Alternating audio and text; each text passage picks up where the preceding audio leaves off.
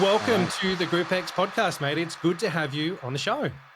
Thank you, Tony. Well, nice to be here. Thank you for the invitation. Not a problem, mate.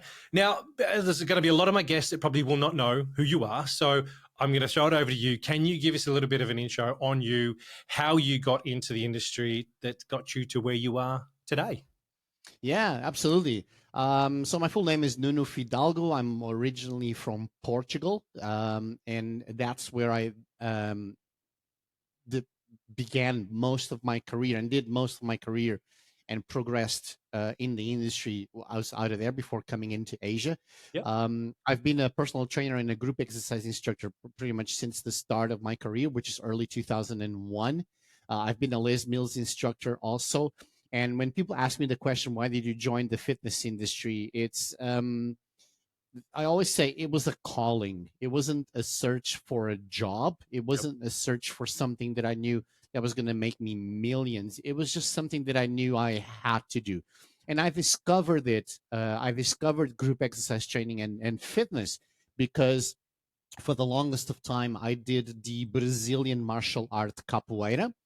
And yeah, which is like a Wow. cool background, right? Yes. Everybody likes you come people usually traditionally people come from other martial arts like boxing Yeah. or kickboxing or karate. For Yep. me, it was actually the Brazilian martial art capoeira, which was very influential to me during my late teenagehood and early adulthood. And my master at the time, his name was Pedro. He owned a gym, so we would have our classes in different gyms around the Lisbon area, a little town there where I used to live in Oeiras and Cascais. And he owned the gym. So at the time, I was working retail. I was working in a completely different industry, Yep. mobile phones in IT, selling computers, selling mobile phones in a shopping mall, usual retail. I took a break from studies. I didn't go to university right out of high school. Yep. And he came to me and said, "Hey, no, I really like you're an honest guy, hardworking. I need that kind of people in my gym working with me. So how about you join the fitness industry, and I'll help sponsor for your education when you start there." And you come in. And I was like, because I was already in that circle, I would come into the gym, see the other instructors teaching. I remember there was this very influential group exercise instructor, female group exercise instructor named Vanessa. She was teaching us, and I saw her teaching body pump for the first time. And I remember seeing it through the glass window and said, I Yeah. wish one day I would become that kind of instructor, because I really loved the way she coached. So it was a natural transition. He said, come in, you're hardworking, you're honest. I like the way you are. You can continue to train your capoeira for free, and then I'll co-sponsor your education to do the workshops and the Awesome. necessary education to become an instructor, a gym. Yeah. At the time, personal training wasn't that big. Back in Yeah. Portugal, we were talking about early 2000s. Yep. So personal training only existed in high end premium health clubs. When the word health club really made sense, because it was Yes. it was high membership, high joining fee, that sort of stuff. Yep. So I started as a gym floor instructor, and then my first group exercise class in 2001 was also spin bike at the Yep. time. And my first Les Mills training was also in August of 2001, which was body pump. So that's basically how I came in. I always knew I wanted to be a positive influence in people's lives, and I wanted Yeah. to do something that was meaningful. And fitness just seemed like the best opportunity. I remember my parents asking me, "Fitness? Really? You think you're going to make a career out of that? You think it'll be successful?" And at the time, I mean, early 2000s, right? Back in Portugal, fitness wasn't that big. It Yeah. mainly happened at small community centers, Yep. and physical education teachers that Yep. were at the time degree holders would do fitness as an add-on source of revenue part-time in the Yeah. evenings with step, aerobics, total conditioning classes. So it was really the very start of the industry at the time. So I think it was the right time to join at the time. That's Yeah. basically how I started. I love it because without you knowing this, but my background was IT and telecommunications as well back in All right. the There you late go. 90s and going into the early 2000s. I then got Yeah. into the gym myself purely by accident because a mate said, "Hey, why don't we go and do that?" And I found that I was smiling before work and after work when I was at the gym. And it sort of Yeah. just evolved from that. But I remember also having the conversation with my parents when I told them I was leaving the corporate world and going into fitness full time, that my dad said to me, "Are you sure? You sure you can make money from doing Yeah. this?" I was like, "Yeah, I can. Yeah. Let's go. Let's do it." So It's the same relate. question I got. Yeah. Yeah. Yeah. Yeah. Yeah. So, mate, So can you pinpoint what it was that really made you go, "Hey, I want to do this"? I think it was, again, looking at that instructor at the time, Vanessa, and seeing how she was handling herself in front of people and the look on people's faces when they looked at her teaching. Everybody was smiling, everybody was having a good time. And she felt, to me, it felt like she's such a positive and influential person, and people are really enjoying having, they're having a good time in that class, even though Yep. they're getting their butts kicked in the class with the workout. And I said, I want to do that. I want to be there in the front, like making people smile and making people feel good about themselves. And it's exercise, right? I've always been connected with sports, and I've always liked being active as a child, as a teenager. Yep. It just clicked. I can't, you know, it's not something you can explain. It's just Yeah. something you feel, Yeah. and that was the calling for me. It felt right. It felt like I would love to do that. Like, it's so cool. You're there. You're in front of people. You're being positive. People enjoy what they're doing. You have the chance to meet new people. It just felt great. And at the time, there was no such thing as influencers and social media Yeah. and Yeah. all that sort of stuff. So that was the chance to have some sort of positive influence in people's lives, Yep. and you use exercise to do so. So it's just clicked. I can't put in exact words what I felt. Yeah. I know I felt it inside in my gut. Yeah. That's what I want to do. I want to do that. Mate, there's probably a lot of people that be watching this that will gel with that and completely agree with Yeah. what you're saying. That it's not, you can't put it in words sometimes, but it's something you feel and you go, "That's what I'm meant to be doing. That's what I want to do," because you see that happen, but you also see that happen, and you're like, "I want to make that happen, and I can make that happen, and I'm going to go out there and do it." And yeah, so some of the biggest things for me, I think, when I first jumped into the industry and I was teaching RPM and then I went into PT, was just having someone say thank you was the biggest thing ever. You know, that knowing that you have then made an impact Spot on on. them, that can that can make your day. Yeah, that completely out of nowhere, someone just goes, "Hey, thanks, that was awesome," and off they Yeah. go. Tick the box. Yep, that's why I joined this industry. That's why I got into doing this, and that's why I want to continue to do in this Yeah. space. So It's those moments, and sometimes I don't know if it might have happened to you, and probably other people listening to this will feel that, which is there were some times that I would come in, I would felt that I had taught a really shitty class, and someone would walk up to me and say, that was the best class I yeah, had, and that made my day. And I was like, okay. okay, that is like, okay, that yeah, feeling when someone walks up to you and said, or them coming to you said, I had a yeah, really bad day, or having a really bad period of time of my life, and I was looking forward to your class, and I'm yeah, leaving feeling so much better. And you don't even directly talk to the person or yeah, coach her, so to yeah, speak. You're just there doing what you're loving, doing what you do, natural process, and enjoying while you're doing it, and that carries to yeah, people. People feel it without you even talking directly to them. So I think yeah, that's one of the things that uh, draw me the most into group exercise and yeah, group exercise training, which is that ability that you, just by being yourself and enjoying what you do, people Can- feel it, yeah. and you can positively change people's lives. Yeah, the amount of people that we can connect with without realizing we're connecting with them, Yeah.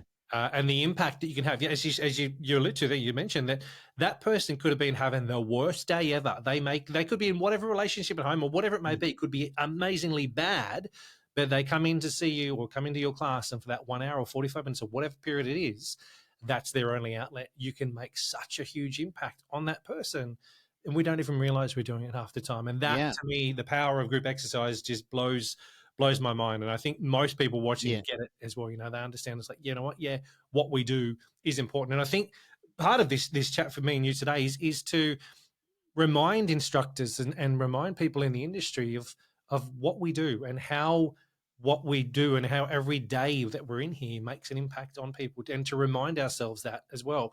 We can get so caught up in the hustle and bustle of, oh, I've got to learn my choreo, I've got to go and do this, blah, blah, blah. But stop sometimes and just reflect and go, hey, you know what?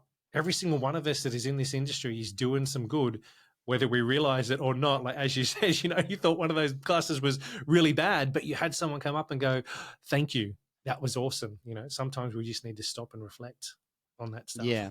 So, Yeah, it's very easy to fall under. It's easy to fall under the trap of getting into autopilot, right? yes. Like you Yep. have your plan, you need to know your choreo, you come in, you teach the class, you press play, and you're literally on autopilot. But my belief is, as long as in your core you join the industry and you join group exercise for the right reason, Yeah. even if in one day you're not having a good day in your autopilot, it's so ingrained in who you are Yep. that it just naturally Comes through. transpires that Yeah.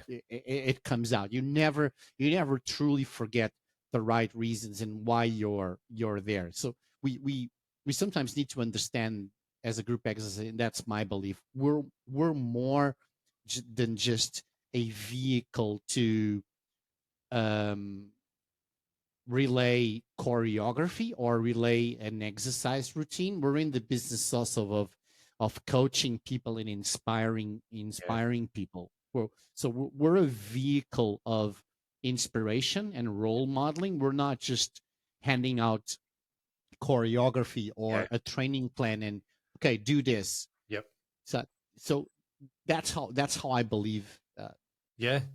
we should be as a group Yes. exercise instructor. In the end of the day, it's people. Yeah. You know, It's it's people. funny. I remember reading this somewhere. I think it could have been some Les Mills stuff, that we're in the motivation business. Yeah, where fitness is the tool we use, but we are here to motivate people, to get them to Motivation. keep Yeah. coming back and doing it. And we use fitness as our vehicle, with the motivation, with Yeah. this, all the skills that we're given and that we learn along our journey to help people stay motivated, stay committed to do what they're doing. You know, whether it Yeah. is a pump class, whether it's RPM, whether it's a capoeira class, whatever it may be, we are motivating them to actually want to be better versions of themselves every single day. Now, whether we, as we were just saying, whether we realize that full impact or not, we're important. We are massively important in that Yeah. space. We're promoting behavioral change. It's Yeah. more than Yes. just fitness. Yeah. It's more than fitness is just one of the many components that makes up an individual, right? And even inside the fitness components, you have at least 12 different components of Yep. fitness, where body composition is one, Yep. strength is one, Yep. So there's multiple layers of that, and what we are promoting is in if we strip it everything down, even coming down from motivation, is behavioral change. Yeah. And that's the power that we have, because a lot of the stuff that we do carries to our members' Yep. lives, and the Yes. way that we inspire them, the way that we change their lives. It carries excuse me, it carries to other areas of their life, professional, personal. So it's really powerful, and sometimes I think we forget how Yeah. deep we Yes. can touch people. Yeah.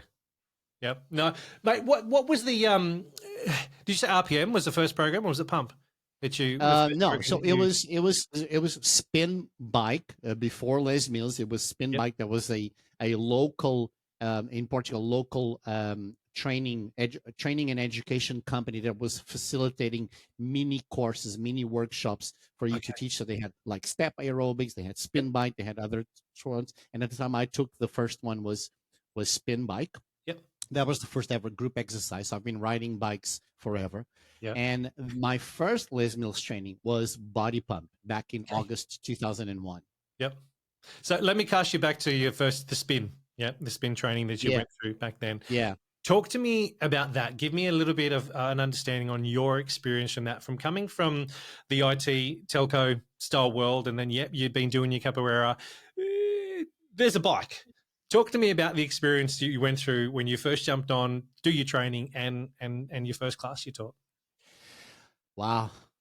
Well, first of all, the first thing I remember, it was loads of fun. So I literally was having fun, enjoying learning it and doing it, which was pretty cool. Yeah. Because I've always been connected with music.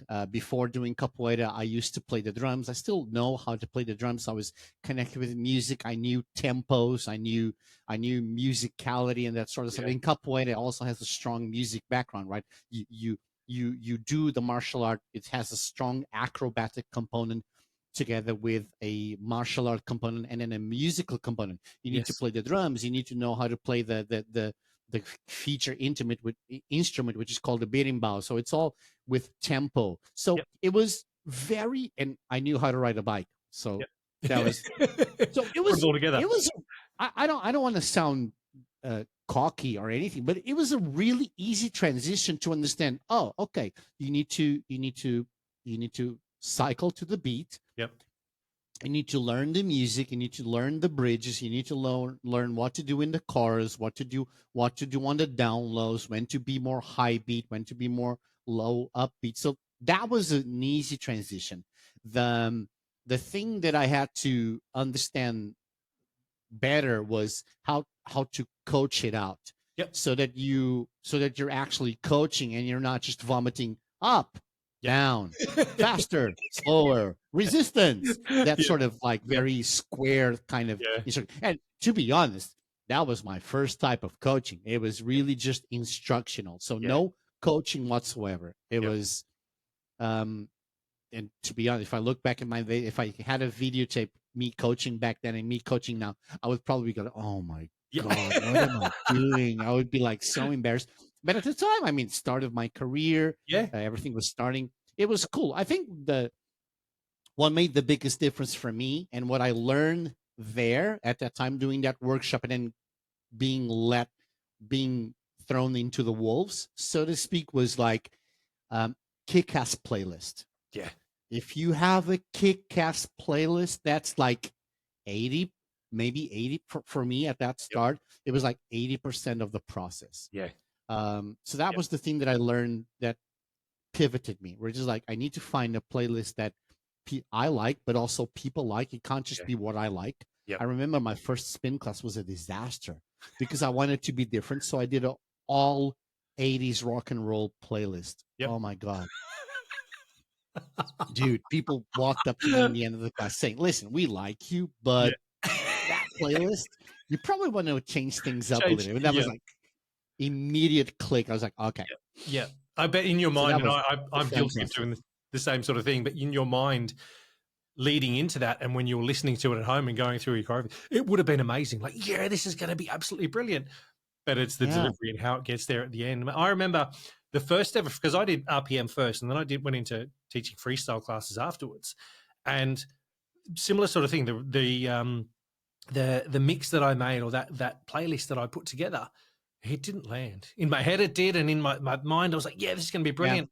The end of that class, they were all smashed. They had an amazing workout, but the music just didn't gel with hardly anybody in there. I didn't have the right music for the demographic that I was Correct. teaching to, and that made me realize how important, as you're saying, the music and the playlist is when you're actually teaching to people. And I'm grateful that was in Correct. the early days as well, because it's the same as you. If I was to film it then and film it now, well, not that I've taught for a while, but film it then and film the last time I taught, it'd be completely different. But that's also the journey that we go on as instructors and as in the industry, people in the industry. We learn and we every single day we're improving what we're doing yesterday, improve on and be able to help move forward as well. So yeah, absolutely. This is the Group X podcast. So that was your introduction to first time of teaching. Can you remember? And you may not be able to, but try and cast your mind back. You walk in, you get on the bike, you hit play. What was going through your mind on that first ever class you taught by yourself, without your mentor or with anything? Can you remember that first moment? Yeah, it was like, please don't mess it up. Yeah. Please don't mess it up. That was the only thing on my mind. Was like, I wasn't even focusing on experience or the audience in front of me. Like my biggest fear was coming in I can't mess this up. I need to play. I need to cycle correctly. Good Yep. technique. I need to be.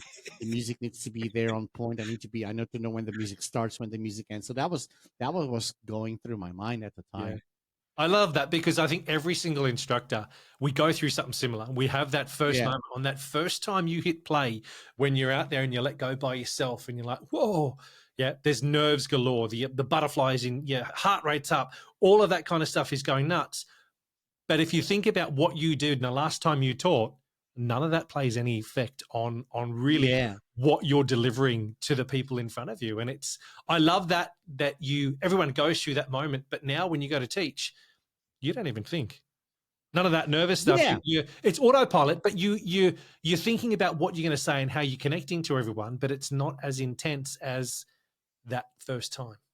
Yeah, I still get butterflies when I cover a class that isn't my own, or Yep. for example, I've changed country at least 3 times. Every time I'm in a new scenario, Yeah. and when I shifted from big box gyms to boutique gyms, which is where I am now, I Yep. still got butterflies when I come in and teach for the first time in order to. But then the thought process is different because I know I now I'm more confident in myself, so Yeah. I know what I'm doing. I know I'm a good coach.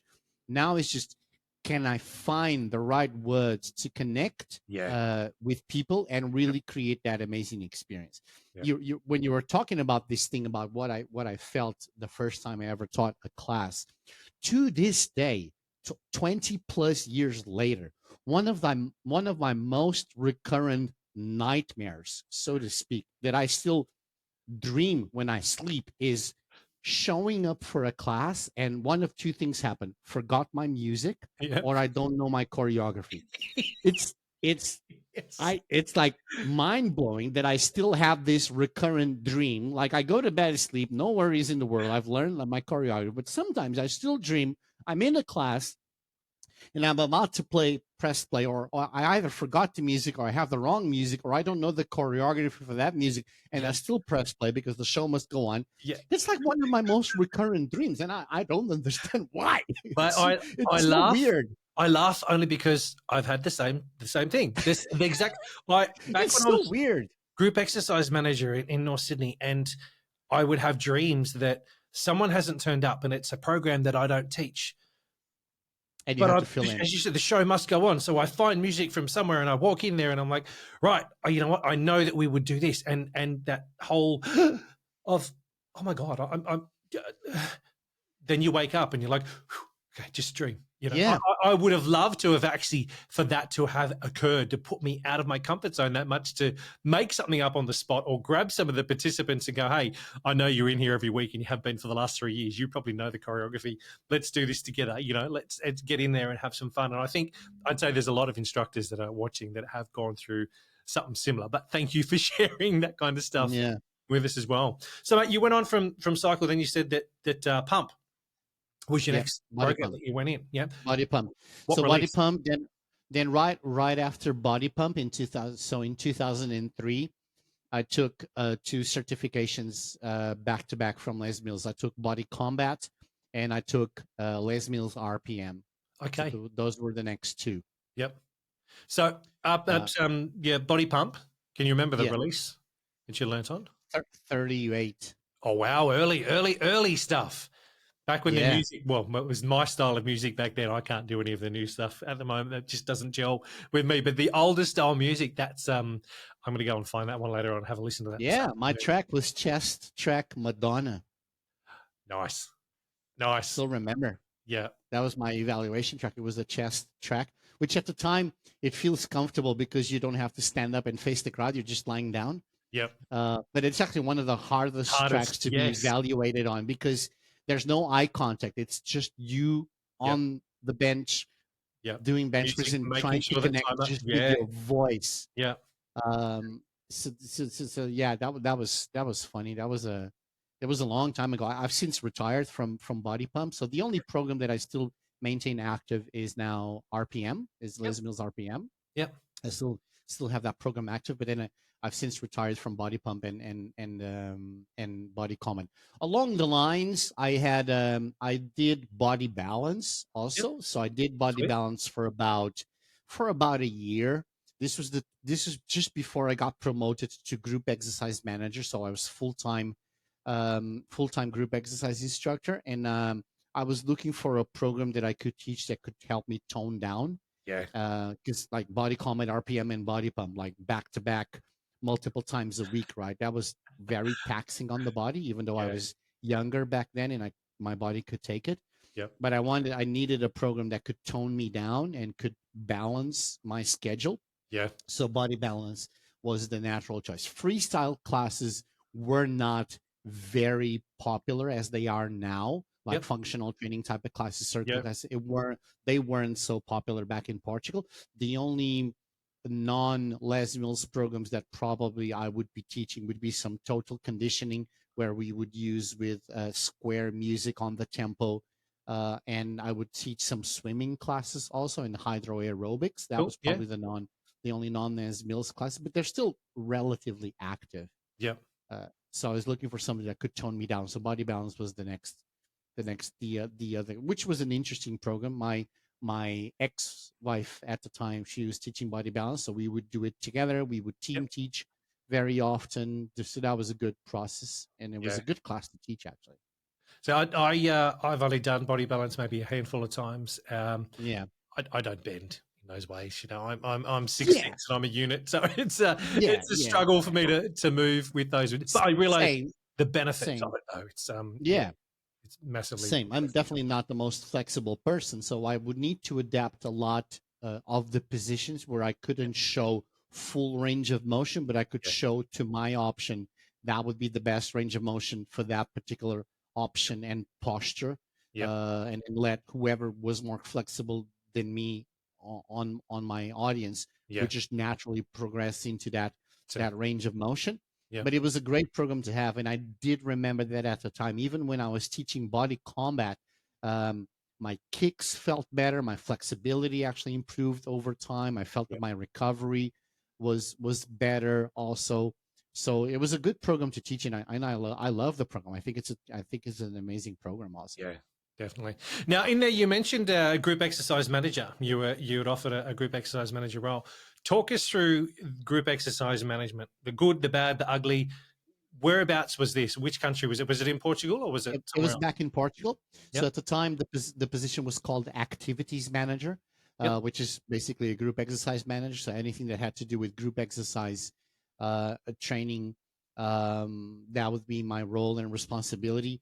The good, the bad, and the ugly. I mean, like any management position, there's always the challenges that come with managing a team, and obviously at the time managing covers, last minute covers. That's probably the thing that stressed me out the most, would be last minute covers and early morning need for covers when on the evening of the night before, and Yep. making sure that instructors were responsible. So this was the time before mobile phones were what they are today. Yep. So we would have a dossier, a sheet, a couple of sheets of paper Yep. with all the contacts of the different clubs. So fortunately for us back in Portugal, which was at Holmes Place Health Clubs, we had a large network within the Lisbon area, where we had about, maybe I think at the time, maybe 10 to 15 clubs around the Area. metropolitan area of Lisbon, where we could just reach out to people and just go down the line, and whoever's next in line, just call. Yeah. Can you take this cover 7 a.m.? Can you take this cover 7 a.m.? And it was like literally call. We wouldn't even Yeah. SMS or WhatsApp Yep. message, like that didn't exist at the time. SMS messaging was more expensive than just getting on the Yes. phone call Yes. at back in the day. So that was funny. Yeah. So then obviously, another thing that was challenging, not challenging, but it had its challenges, was managing timetable and removing classes and trying to find classes that were more popular with what Yeah. the audience was looking, and managing the members' dissatisfaction when we would cancel a low performing class to try to put a more performing class. Obviously, from a member point of view, I'm paying for the membership. I don't care that there's only 4 people on the class. Yeah. I actually signed up to only come for this class, and now I Yeah. don't have this class. So now what are you going to do? So that's always a tough a tough situation to be in, where you need to explain to the member that you need to follow the statistics and the larger audience, what they're looking for, so that the programs are feasible and it also Yeah. makes sense. Yep. I remember in good group exercise management practices, you would always have a certain percentage of your classes that could be in the red. So I remember Yes. taking the Les Mills group exercise management modules where we would use the traffic light system, Yep. red, yellow, and green.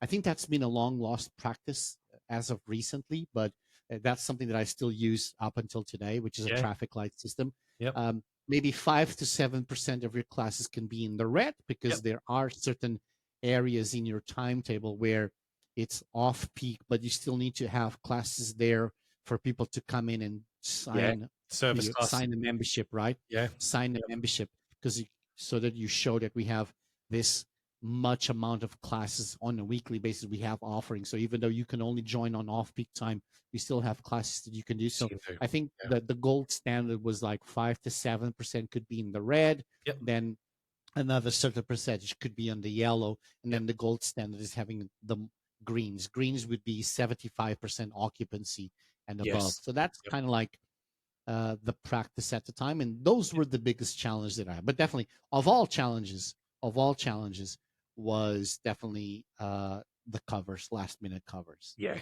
Yeah. That's I the mean, one that made me sweat the most. that's I think a lot of people know where I'm at with that at the moment. That I'm working for a company called Cover Me, which is an app that's Yes. come out to actually help for that as well. I won't talk about that too much on this, but there is help in that space, which is amazing, and is able to free up a Group X manager, and also the I stress of bet. having that list of, as you said, that list of so many people to phone and all that kind of stuff. It's less than 20 seconds on an app to send it out to your own I wish we network had that app people. back in the So, day, because that would oh, would just make our life so much easier. I'd have hair still. I'd have hair still.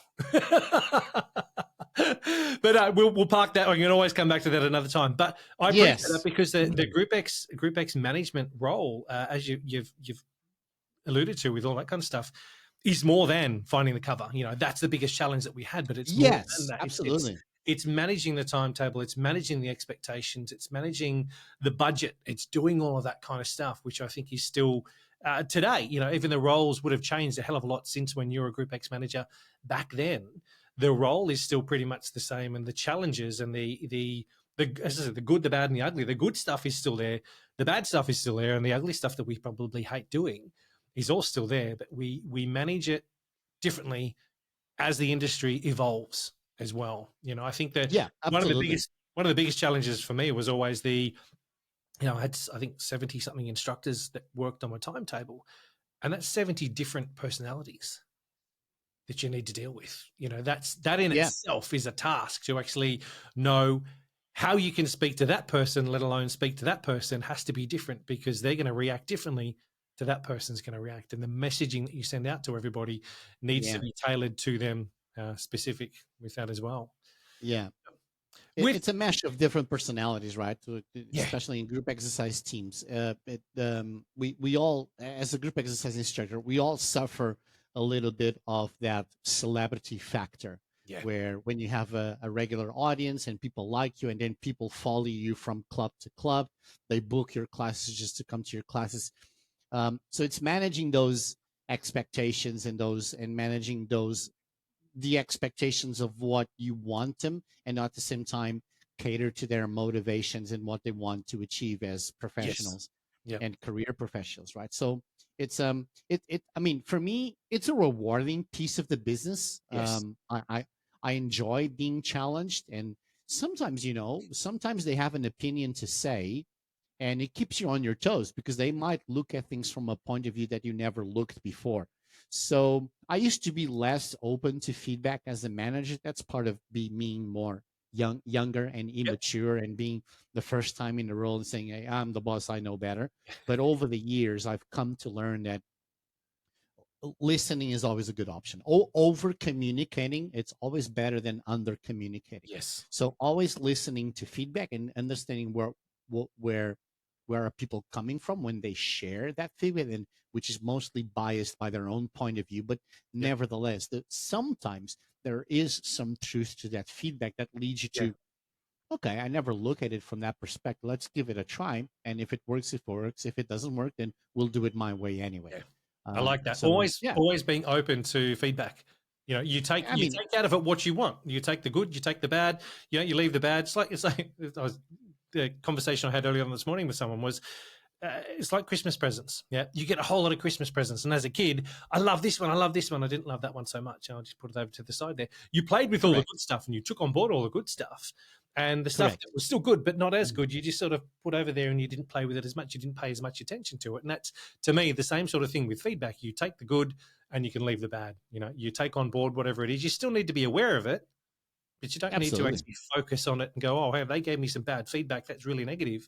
No. You just need to be open to all of it and move through it with And that. we need that feedback because in the end of the day, we're working with people, and we put the classes on the timetable, and we hire a certain instructor to teach it, and we choose the programs to match it because we're catering to an audience, right? And then what we need to look, and how I look at it now that I didn't look at it before, but now with time and doing different things in it, it's basically like managing your own YouTube channel or your TV channel, right? Your programs, your classes are your episodes, your TV shows. Yeah, And then some TV shows are more popular than others, and you need tons. to follow the audience. And even within the same program, some releases or some classes are more popular than others. The track Yeah, list landed better. You were having a good, better day that day, whatever it is. The audience, the people were completely different. So yep, sometimes it's like that's what you're managing. You need to you're catering to people's desires and wish of what they want to feel and what they want to get out of each class and each program. So you need to manage it. For me, I believe you need to manage like this. Like, this is my TV channel, yep, and these are my episodes. These are my actors. I need to make sure I'm putting the right scene and the right person in yeah, front of the audience that's going to literally connect, not forgetting that at our core we're exercise professionals, so yep, we also need to have that degree of safety and keeping people away from injury and achieving results, right, in the yeah, end of the day. But that's kind of nowadays, that's kind of like how I look at it. yeah. I like that. Yeah, there's something that just triggered in my brain then is that they're about releases. Yeah, every release that I've ever taught and learnt, all that kind of stuff, there were good tracks and there were bad tracks. Yep. And I remember having a conversation with someone, one of the earlier episodes, it was I challenged him to actually go back and find all of the tracks that he didn't like, put a mix together of the tracks you didn't like, and go and teach that. Because as an instructor, it gets you out of your comfort zone, out of your autopilot words that you say continually over and over again. And you get to look at that track, those individual tracks, with a different perspective to actually go back and learn them differently and teach them differently. Because it could have just been the day that you went and taught it, it didn't land for who was in front of you. Doesn't mean it was a bad track. It was chosen for a reason. Go back, find them. It's not like do that. I think I said to him as to go back and do the worst of class. It's not what it sort of meant, but it was do that, choose those music, the releases or those tracks that didn't really land and go and do something with it and work on them to actually make them different. Because if you're doing the same tracks over and over and over and over again, your members are going to get a little bit complacent, a little bit bored. They're going to, Yes. oh, right, I want this all the time. You need to constantly mix it up and make it varied in order Yeah. to keep them coming and keep them Oh, working. your members will tell you. If Oh, you're yeah. repeating the same tracks too much, your members will tell you. They will come to you and say, "Hey, no, can Yeah. you like change the track list?" So they, Yeah. they will tell you, or at least with me, it always happened that they would come and really say like, or do you Yeah. know that No, you'd no. like to use that same song for the last like five weeks. What are you The doing? 80s, the 80s Um, rock, we love it, but come so on, man. that's a good point there. I mean, obviously, training is very personal, and exercise music choice is very personal. Different people have different tastes, right, and different ways that they read music inside. Yep. Um, so it's always like you could, even in a bad track or a track that doesn't connect with you so well, you can always find certain anchor points to make it a good track. Yes. It might not be a great track, Yep. and I might say, okay, I'm going to use it just for the period of the release, and I'm never going to use this track Again. again. And Yep. I've made those conscious decisions. There Yep. was like there have been particular tracks across all the programs that I said, No. It takes it takes so much of me to be able to be there and make this track good Yep. for me. But you always you also have the other side, which is someone walks up to you, hey, you never use that track again, and I really love it, and I'm like, oh my god, no, I don't want to use that track. Yeah. But okay, since you're on your request list, I'll Yeah. use it I'll do again it next time. once. Yeah. But as an instructor, you need to have that sensitivity, right, and Yeah. self awareness of knowing that it's not just you that counts, it's Yeah. also the people that are on the other side, and there are people that actually enjoy those tracks, so Yeah. not completely dismiss it. But in the end of the day, you still have a job to do, and you have a standard of practices that you need to uphold, especially when you Yep. buy in to programs that are pre-choreographed or workout routines that are pre-designed. Yep. You need to turn them into your own, add your own unique flair Yeah. and twist to the tracks and make it your own. But in the end of the day, you have to achieve that job. So Yep. there, when you press play, there isn't such a thing as a bad track. You Yep. just do it. Yeah. And then if you don't want to use that track again, fine. Okay, Yep. put it on the back of the list. Never going to use it again. I remember there was this one particular release from RPM, which was, God rest his soul, Mike McSweeney's last RPM release, Yep. which didn't really connected with me. But I remember that even inside that track list, there were songs that you could pull out and twist it into a good Yeah. release. Yep. So yeah, you can always twist it around for Yeah. sure. This is the Group X podcast. Yeah.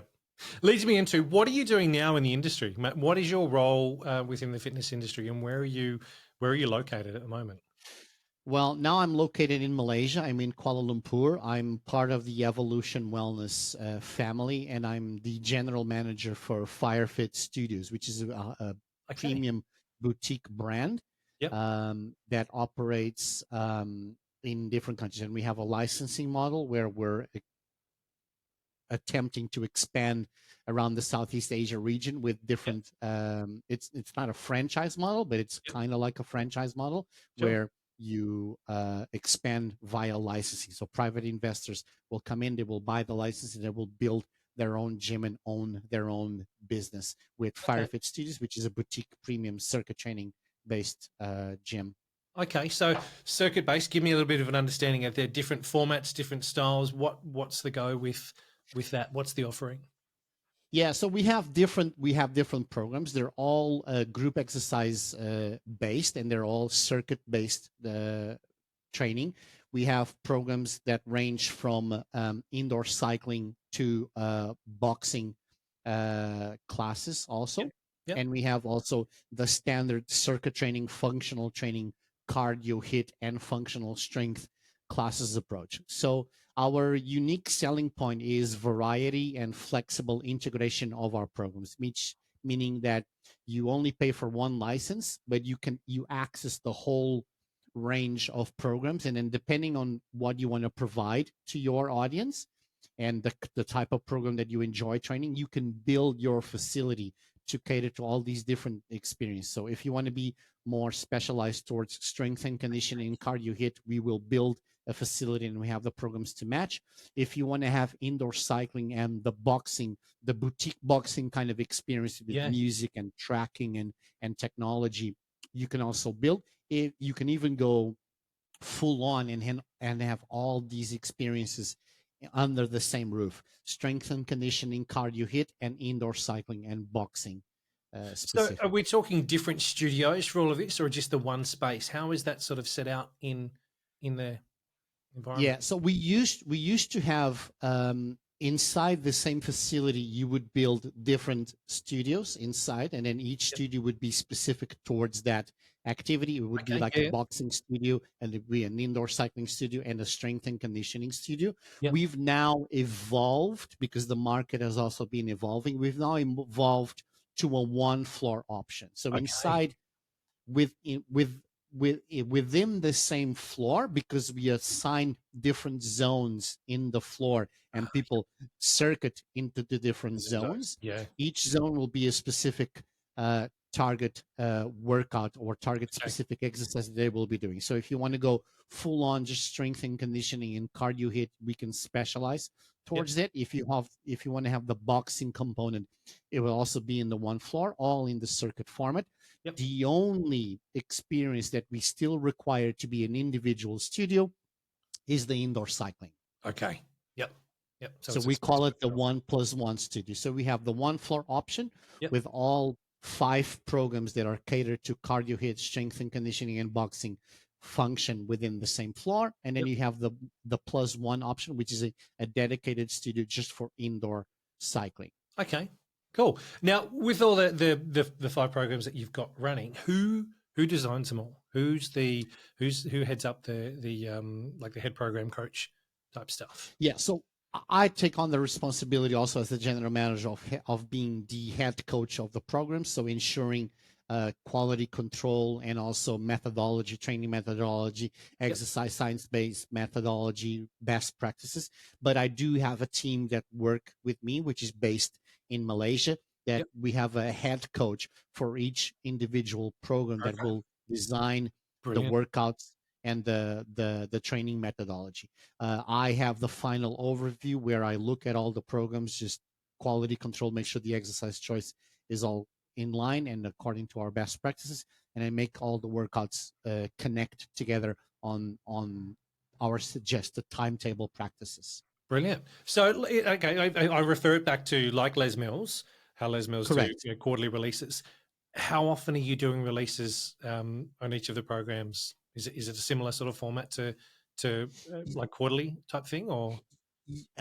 So monthly. We actually design new workouts monthly for the indoor cycling component, because we don't own the music rights and we don't pre-choreograph the music. We launch also monthly a suggested structure of what that class should look like. Although the indoor cycling is more freestyle, the instructor has the freedom to build their own choreography and the structure. But because we use also heart rate technology on our classes, we give a suggested structure in terms of how many peaks of intensity each class should have, so how many mountain climbs or fast-paced tracks you should have in that particular class, to try to keep things structured and differently each month, so that the client, in this case the member, when they come to a class each month, feels like there's a different thing. Okay, so it's not so much based around the music as such, but rather the workout itself. Am I right? So there's 2 areas to it. For the indoor cycling, yes, it's very music based. The instructor will need to, it's a freestyle spin class, so it's not pre-choreographed, but the instructor will need to build their own choreography to the class, so it's very music driven. Our circuit-based classes, functional strength and everything else, it's all timer based. Obviously music plays a big component of that, whereas we teach our instructors and we have the technology in each studio to create playlists per program, so it's very music driven in the sense that it sets the tone and the vibe for the class, but it's not choreographed to music. So you don't need to do like tempo 8 counts or 16 counts of X amount of reps and then shift to there's a bridge in the music and then you shift the tempo in the music completely. So we're very Les Mills influenced, because majority of the instructors that work on our team, and even myself, we have a strong Les Mills background in terms of how music is important for us, but it's not music driven, it's timer based, work rest ratios. So as an example, if I get this right in my head, I just want to make sure I got this clear. You don't give me music to the release. It is a workout that's there. I can put whatever music I want to that release. Correct. Okay. I like that. Correct. That's a little bit different to what we obviously the industry sees, and I think that gives it a little bit more emphasis on the instructor to come up with something that sits well with them and their demographic. Correct. One of them. Correct. So we're not. So we don't choreograph to the music, but the music plays just as big of as a role as if it would be choreographed to music. So in our training and development and the way that we design the workshops is each program has an essence. The same way every Les Mills program has an essence and a specific type of song and track that goes into each component of the workout. Yeah. We teach the same to our instructors. We do have suggested playlists that people can listen to on Spotify, Yeah. and then which sets the tone of what we're looking for each particular program. Yeah. But we also allow the instructor to have that creative side of him and participate in setting the tone and the feel for what that class should feel like. But again, with clear guidelines of what the essence and staying truthful to the essence of the program. Yeah, I like that. Is this start that again, Tony? Is this a passion of yours to? Because the reason I ask that is that you're obviously very, very knowledgeable in what you're talking about and the way you're discussing it. Is this something that you have a lot of passion about in designing the programs and working with that team to evolve those programs? I mean, monthly is that's a lot of work. Well, 100%. I mean, it's one of the things that gives me the greatest pleasure to do is actually being on this creative side of things. Yeah. I'm not so much, even though I progressed into becoming more of a business manager. Yeah. The business side of things is what attracts me the least. I guess every group exercise instructor or anyone in the fitness industry relates to that. It's a part of the business. It needs to be there because in the end of the day, we still need the business to produce numbers and to be successful. Yeah. But the part that gives me the most pleasure is actually being this creative process, learning and development and coaching and teaching instructors to teach the class and learning how to create a great experience, right? Yeah. So it all connects together. The music plays a part, the exercise choice plays a part, the way that you coach, what you dress, how you teach, how you put yourself in front of the class, making all this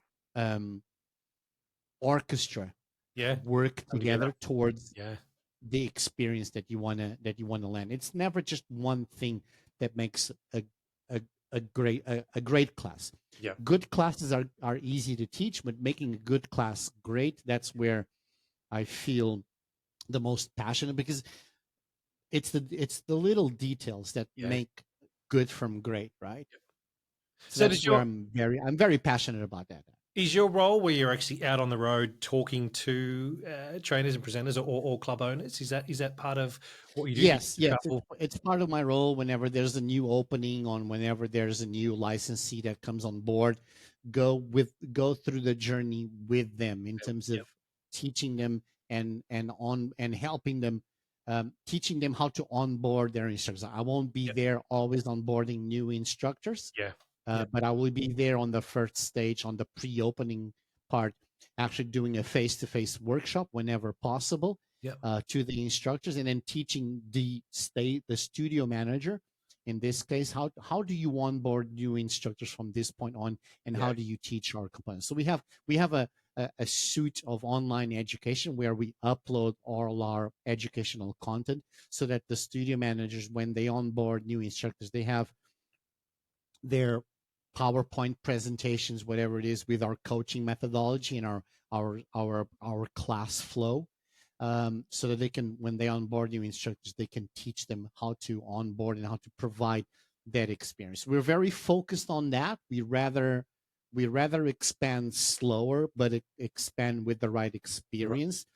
That expand very rapidly, and then studio managers are left with no option because they need bodies to cover classes than just to hiring people to cheerlead and just follow what's on the screen and then are actually involved with the audience. We want to be the other way around. The experience that we want to provide connects a lot with our ethos, and the ethos of FireFit is to teach people how to live a life on fire. So we go away from all the science proven workout as an athlete kind of thing. It's not our core. Our core, when we use exercise in our workouts to do so, is to teach you to be the best individual possible and live your life on fire.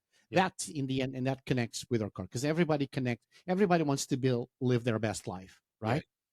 and it's very easy for people to connect with that ethos versus just I'm going to train you like an athlete. Yeah. Well, what if I don't want? Yeah. Well, I'm not an But athlete. I do. I always and always will want to live my best life the Yes. best way possible. Yes. Yeah. So I that's like it's an easy bridge to connect. what you've just said then is the total package. I mean, from it sounds to me like FireFit is the what's been missing in the industry. You know, if you want to open a gym these days, if you want to open a boutique place, you're giving me as the potential owner of this space everything that I need, from beginning to end to actually go, hey, yeah, cool, let's go in there and set up. I'm not having to rely on instructors to come in. Oh, what do you teach? What do you, will that work in here? What you're offering is the total package. And I love the fact that you have your team and you have the 5 different programs to offer, so that when someone comes in, hey, yeah, this is what's going on here. And as you said, if it's just going to be one studio with a 1+1 type stuff going on, that's gold, because I think there's so many people out there that want to open a gym these days that I'll be honest and say do fail because they don't have that support. They don't have that whole holistic network of here's the package. Let's go do this. Because mate, well done to you and the team at Evolution Wellness to get all of that happening. I think that's perfect. Yeah, there's still a big caveat with that, which is even though we share all the best practices and we have all the best tools, or we consider that we have the right tools for the job, knowing the best practices and executing the best practices is still a really big difference. Like any franchise business or any licensing based business, even though you have the best practices, there are still owners that might be more or less successful with their business, and they might struggle more or less. In the end of the day, what you do at the ground level and how are you fully embodying the essence of what your studio, and this has nothing to do with FireFit, any brand, whether you purchase a franchise model from any competitor that we have or any other gym, whatever it is, when you buy into that, you need to actually embody full on and speak the words. You need to be the brand. You can't just and always expect that, because we have a big brand behind this, you can't always rely on the big brand, because we're not there 100%. We're not there on the day-to-day front facing the customers and dealing with the challenges. So you need to live and breed that ethos. It's like Les Mills programs, right? We know that even with the same program, some instructors are very successful and connect very well with the audience. Same choreography, same music, 2 very different instructor profiles and 2 very different audience connections. So when you buy into that sort of system, pre-choreograph or system similar to ours, that we designed the workouts, we designed the essence, this is how we would like you to teach it, these are the best practice, you need to go 100%, no doubt, and full on. So thank you for mentioning that, and thank you for complimenting us. But it's not just all us. Our partners and our licensees have just as much responsibility to make the programs successful and making their studios successful as we do. Obviously, our responsibility is to be there and always support and have the tools, the necessary tools for the trade. But at the end of the day, execution is what matters the most. How are you delivering that? Because in the market, if you look at the industry, everyone's doing the same. Everyone's doing some sort of circuit-based training, work to rest ratio with different stations, people going around trying to maximize capacity, getting as much amount of people as you can in one's floor space and get the maximum out of revenue and occupancy out of it. Everyone's doing the same. The delivery of that package and how you connect with your audience is what makes the difference. So true. So true. But you obviously have a big passion about this industry, which I'm grateful that I've been able to get you on for a chat. Can you pinpoint one thing that really you love about our industry that would stand out above everything else? Oh, for sure. The ability that we have to inspire people and make people's lives better. That if I strip everything out, I strip sales out, I strip marketing, I strip all the business bullshit. In the end of the day, I am in this because I have the opportunity to change people's lives for the better. Yeah. through exercise, and that's always on the back of my mind. Yeah. What is there anything that you think in our industry needs to change? Anything that as an industry as a whole, we should be talking about, looking at, bringing up to actually make a change? Or do you think that everything is spot on? Yep, cool. We're good. I think in the end of the day, we need to stay truthful to what our mission is in the world and in the industry, which is making people healthier Yep. and changing people's lives. It's very easy to get caught up in the business conversation and what brings better metrics, what brings more retention, what creates more engagement, gamification, technology, AI, all those things. All those things are very important. Training and methodology, new discoveries that come out in terms of research. All those things play a big role. In the end of the day, we need to get people results and we need to get people happy Yeah. and enjoying what they're doing. That's the biggest core. If our audience isn't enjoying what they're doing and they're not getting a positive change, they're not going to come back. Yep. So as long as we continue to stay truthful to that mission, Yeah. And it is about the people. It is about the people. In the end of the day, business is important, but it is about the people. Yeah. That's what we need to keep reminding ourselves of. Agree, man. Agree. I appreciate that too. Now, before we'll wrap it up because I don't want it to go on too long. You and I could probably chat for hours on end, man, and I'd love to. I could stay here the whole day. Yeah. I wanna ask you the question: if is there any advice that you want to pass on to either industry professionals or instructors that will help them, do better than what they're doing? Is there any sort of last words of wisdom you want to pass on to anyone? Yeah. Listen. The ability to listen and the willingness to listen to feedback, listen to your audience, listen to your peers, listen to your managers. Just listen. Listening is I think it's becoming a long lost quality, because nowadays with the blow up of social media and main character syndrome, so to speak, everybody feels that their opinion is the one that needs to be the most valued. Yep. And I think people nowadays lost that ability to listen and listen to different perspectives, because that's how we grow. Yeah.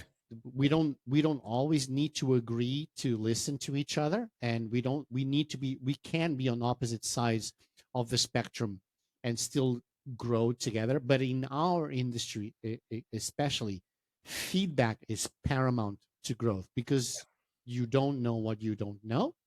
And our ability to go as better instructors, better individuals, better managers, better business leaders is the ability to really listen and make the necessary adaptations, or not. If there's no reason to, we don't do it.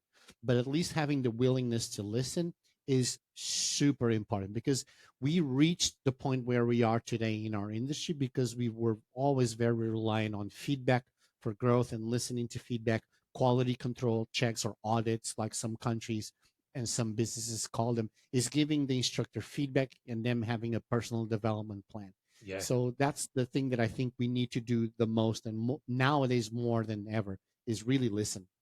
I like that, because it's you've summed up our conversation really from the last hour or so that we've been talking about, but also giving people that advice to go out, move forward. Hey, you know what? The feedback, as you're talking about, listen to people, listen, ask for it as well. Get out there and actually, everything that's going on, pay attention to what's going on around you, to make sure that we get back to our values and our goals of, inspiring people and helping people move and helping people be healthy and fit, that kind of stuff. But thank you so much for coming on and having a chat with me and sharing your story, but also sharing your passion for our industry, mate, and what you're doing now. I'm honestly interested in, and I'll be watching what happens with FireFit, hoping that thank you very much for you and for the company as well, mate. So yeah, thank you so much. Thank you very much, Johnny. It was a pleasure being here, and I hope we can do this again. Definitely.